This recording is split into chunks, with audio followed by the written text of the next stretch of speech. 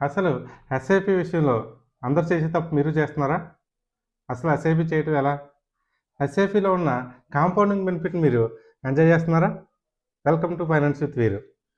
Albert Einstein చెప్పినట్టుగా compounding interest is the eighth wonder of the world. దాన్నే అందరూ miss అవుతున్నారు. ఎలా అంటే రీసెంట్ సర్వే ప్రకారంగా మనం 100 పీపుల్ ఎస్ఐపి స్టార్ట్ చేసిన వాళ్ళు తీసుకున్నట్టయితే కనుక 11% మాత్రమే ఆఫ్టర్ 5 ఇయర్స్ తర్వాత కంటిన్యూ చేస్తున్నారు.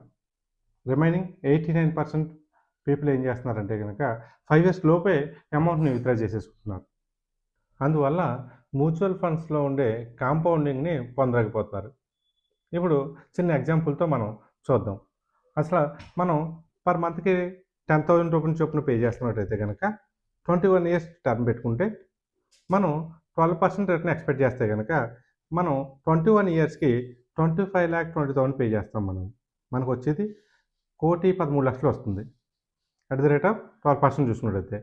దీన్ని మనం 3 ఫేజెస్ కింద డివైడ్ చేసినట్టయితే కనుక కాంపౌండింగ్ ఎక్కడ మిస్ అవుతున్నాము డివైడ్ చేసినట్టయితే కనుక చూద్దాం. ఫస్ట్ ఫేజ్ 1, ఫేజ్ 2, ఫేజ్ 3 అనుకుంటే కనుక ఫేజ్ 1లో ఫస్ట్ 7 ఇయర్స్, ఫేజ్ 2లో సెకండ్ 7 ఇయర్స్, ఫేజ్ 3లో థర్డ్ 7 ఇయర్స్. సో ఫేజ్ 1లో మనం 12% రిటర్న్ చూసుకున్నట్టయితే కనుక ఫస్ట్ 7 ఇయర్స్లో 8,40,000 పే చేస్తాం మనకి 13,19,000 వస్తుంది. సో మన గ్రోత్ 4,79,000 వచ్చినట్టు. ఇది కంటిన్యూ చేస్తున్నాం ఫేజ్ 2లోకి వెళ్ళామనుకోండి, అంటే 14 సంవత్సరాల వరకు పే చేస్తే కనుక మనకి 16,80,000 పే చేస్తాం మనకి 43,64,000 వస్తుంది. మనకి ప్రాఫిట్ చూసుకున్నట్టయితే కనుక 26 lakhs ప్రాఫిట్లో ఉన్నట్టు. దీన్నే కంటిన్యూ చేస్తూ ఫేజ్ 3లోకి వెళ్ళినట్టయితే కనుక మనం 25 lakhs పే చేసాము, మనకి 1,13,00,000 వచ్చింది.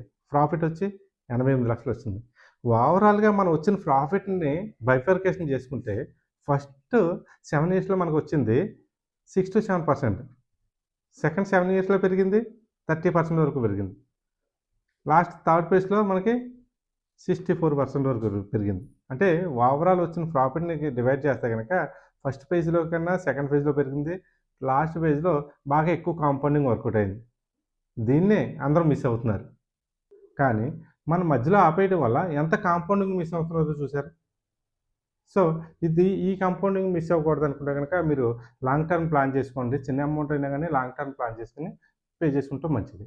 ఇలాంటి మరెన్నో అప్డేట్స్ కోసం, వీడియోస్ కోసం follow my channel finance with వీరు. మా ఛానల్ని సబ్స్క్రైబ్ చేయండి, లైక్ చేయండి, మీ ఫ్రెండ్స్ అండ్ ఫ్యామిలీ మెంబర్స్కి షేర్ చేయండి. ఏదైనా డౌట్స్ ఉన్నట్టయితే కనుక కామెంట్ సెక్షన్లో కామెంట్ చేయండి. యువర్స్ ఫైనాన్స్ విత్ వీరు సైనింగ్ ఆఫ్. Thank you.